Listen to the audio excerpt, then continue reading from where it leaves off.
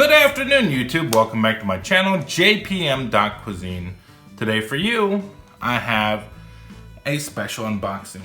If you watched my last video, unboxing of the MAC knives, the MTH-80, the professional chef's knife, at the tail end you notice that I brought out the Renaissance 8-inch chef's knife as well with the Granton Edge, sort of as a fun comparison.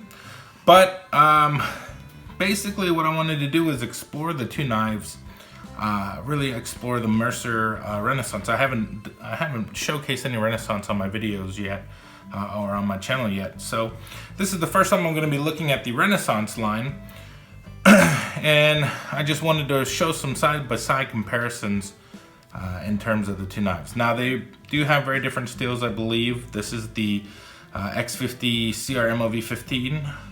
And the MAC knife, I believe, somebody may have mentioned, I think it may have a VG5 or VG2, or it is a proprietary blend, it looks like, from MAC knives, from what I found on the website. Either ways, they do have similar compositions, but very different price tags, kind of different profiles, similar features, and that's what we're going to explore today, is the difference between the two. Let's start with the price tag.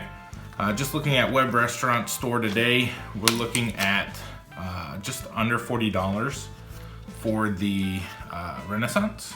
And when we're looking at the MAC knife, I believe the price tag is just under $150. So we have under 40 and under 150. Okay, so a little difference in there. We're going to see some difference in variance in size of the blade. This is an 8-inch blade, but I believe it's a little bit longer than the 8-inch blade of the MAC knife. I'm going to compare those side by side. We'll get the details and measurements, and then we'll bring it out and take a look, and then we'll get into some cutting. So let's quickly talk about the knife. We've got the large scallops on the both sides of the edge, or on the blade. We've got the NSF stamp. We've got the X50 CRMOV15, the Mercer crest and logo. We've got what appears to be sort of like a Delrin style handle, or a plastic style handle itself. Let's see. Yes, it is the Delrin handle. Triple rivets, full tang. We do not have that taper right at the bolster. Has the same style bolster as that MAC knife, which isn't the full bolster. We've got a polished and rounded spine, so it is very smooth to the touch. We have a very nice curvature, pronounced belly, very beneficial for rocking. Doesn't have quite the same lockup as the MAC knife, so you can over rock, if you will, which, depending on the application, may or may not be what you're looking for.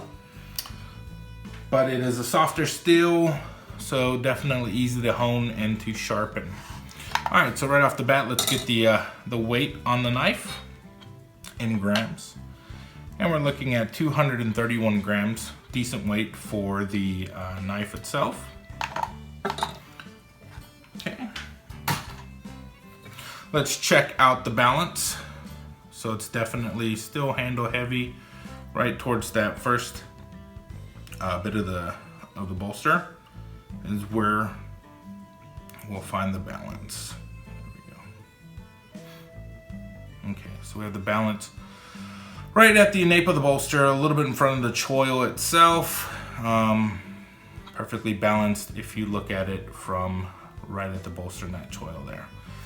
Curvature on the handle, we've got a rounded back piece of the handle, seamless transition between the bolster, the tang, and the handle itself. Rivets feel seamless as well. Very minor raised on the rivets if you notice any. Again, it comes in that plastic cardboard package, so the handles aren't as protected as in a box, but these are Delrin handles, so they're gonna last a lifetime. Let's go ahead and get the overall measurement. So from the tip To the butt, we're looking at about 13¼ inches. Let's go ahead and get calipers out. Zero those. I'll see if I can get this on camera. It's kind of an awkward angle. All right, so the spine itself, we're looking at 2.6, 2.58, 2.57. Grab a middle measurement, 2.36, and then towards the tip itself, we're looking at 1.44. Okay, measuring from the spine to the heel, looking at 48.67. Let me double check that. 48.65. Let's get one more measurement just to be sure. All right, pushing on tight. 48.64. So over 48.6 millimeters. Let's get the make sure it's zeroed. Yep, all right. Get it at the choil as well. So the thickness at the choil, we're looking at about 207. Okay, and then right at the edge, about 0.53. Okay, so those are the measurements. All right, let's do a quick comparison side by side. So now that you have them here. So we have the MAC knife and we have the Mercer Renaissance. We have a pocketwood handle, and already starting on the pocketwood handle, I can feel the, and this is what I always talk about, whenever you wash it and dry it, you can feel that the pocketwood will move a little bit. So it either expands or contracts with the environment and moisture. Trying to measure from heel to heel, you get a much more pronounced curvature for the pinky groove, a lot more material for the handle, and you definitely get a lot more material for the knife itself. Size of the scallops, larger on the Renaissance. I believe you get more on the MAC knife. Very comparable in terms of color, design, very overall design. Again, the MAC knife tapers down thin and then gets thicker towards the center of the spine, whereas we have a consistent tapering. And we have the polished and rounded spine. Okay, so now when I put them down, you can see. All right, so let's go ahead and move this one out of the way, and let's go ahead and get into some of the cutting here. Okay, so we got a tomato cut through, and this is straight out of the box, pretty ripe tomato. It's juicing all over the board. I don't have a towel, so you'll have to bear with me on this. Okay, so we'll just go ahead and do our first cut, and you can hear it. Man, we got a lot of moisture leaking out of this tomato, so it's slippery. Let me go ahead and cut a little bit more off, straighten it out. All right, there we go. Horrible cutting on my behalf. Let's go ahead and do that again. Pretty sharp. Let's see. Thin enough. One more cut. Hold it straight. Okay, very good. Very thin. All right, let's cut down into it. Very thin, or very nice smooth cuts from the knife. Again, I pinch up. The handle feels very comfortable. The handles, I mean, aside from the weight, they feel very much like the MX3 line that I'm used to, especially with this polished and rounded spine. Go ahead and do some push cutting on it, or for rocking. Let's go ahead and do some slicing or some draw cuts. Wow. It feels very good in the hand itself. Okay. Just do some chop, that pronounced belly is a very good feel. I mean, it feels just as sharp as the MAC knife out of the box, so the sharpness feels exactly the same. Let's go ahead and do some dicing here. The Granton Edge, much larger scallops. Okay. So things still stick to it. Okay, let's go ahead and do some dicing. Very ripe, very nice.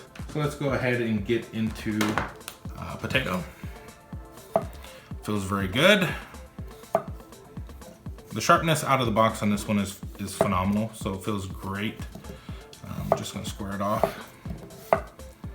Okay, and again, we're using the Granton Edge to see if there's any kind of real benefit on the Granton Edge, if you like it, especially with potatoes. You know, whenever you cut a potato and it sticks to the side and you have to either slide it or pry it off because you can't get it, that's the benefit of the air pockets here. Okay. And the pronounced belly makes it a breeze to just chop through, okay? So you get a very good rocking action here. It is a little bit softer still, I believe, but it's easier to sharpen and maintain an edge, and you don't have to worry about having to purchase any kind of special honing rod or honing steel or that nature. German steel honing rod will work or be sufficient. Again, you can sharpen them on the whetstones as well. Let's go ahead and do some carrots. So again, the same thing. I like that belly. I really like that belly there. I don't know if you guys noticed that, but as you're working with the carrot, you get a good, you actually don't have to rock all the way down to the heel in order to get a very good cut. You can just stop right at that belly. It's really nice. If you want to rock through, you can. So it works really nice in that regard. Feels really good. Let's go ahead and cut through these carrots. Okay. I mean, it feels smooth. The transitions through whatever it is that I'm cutting very nicely.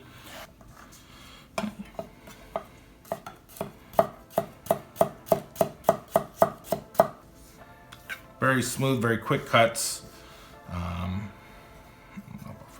Here. Okay.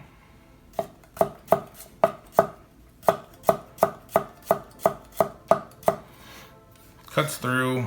I like the way it cuts, actually.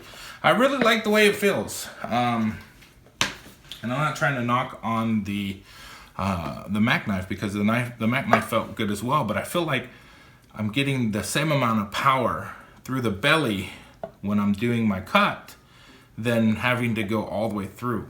And in using the MAC knife, I really felt like I had to go all the way through to the heel in order to get the cut to perform.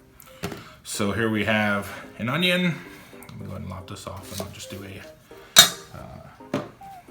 just a normal slice.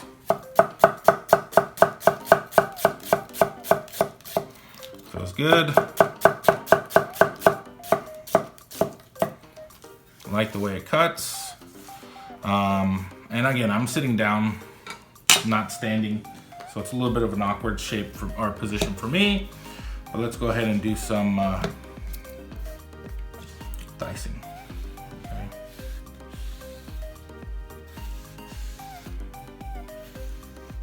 Cut myself on camera. I'm just gonna do a regular dice here.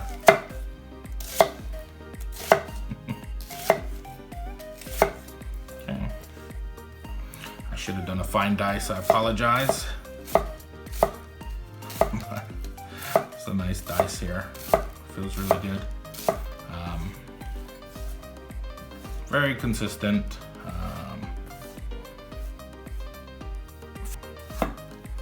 So dice on the tomato. Okay. Very ripe and juicy tomato. So, a very sharp knife. Go ahead and do a fine dice on that. Okay.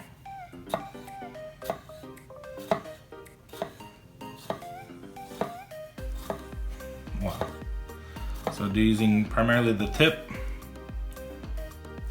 Okay.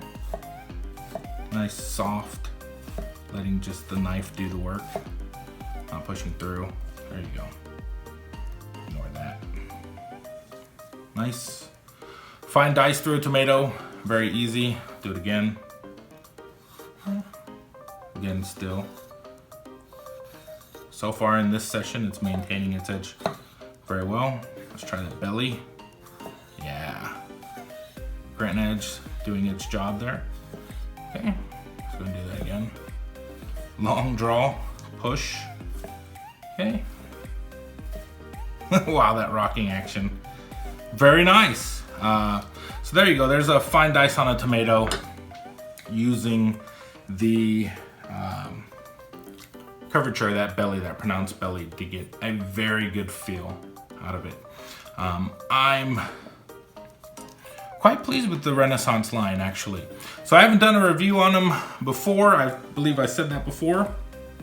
But using this one, it feels pretty good. If you guys have them, let me know what you think in the comments below. What do you think? Comparing the two, is it worth spending $145 for the MAC, or saving your money and spending just under $40 for the Mercer? You could essentially buy multiple of these, or buy one and spend the $100 on something else. Maybe a knife kit, maybe a honing rod, maybe some other knives. I don't know, whatever you're looking for. For me, yeah, it's got a little bit more weight. I believe about 30 or 40 more grams compared to the MAC knife. It's a little bit bigger. It's supposed to both be an 8-inch, but this one obviously has a little bit more length on it. So I don't know if this one's 8 and that one's maybe a little bit shorter. Let's see, we have a tape measure. So this one looks like it's just a little bit over 8. If we compare right from the tip down, or maybe it's right at 8. So it's right at 8. Maybe the other one's just a little bit shorter. All right, well, I hope you guys enjoyed this review, this unboxing. Let me know what you guys think in the comments. I'd love to hear your thoughts. And as always, thanks for watching, and we'll see you in the next one.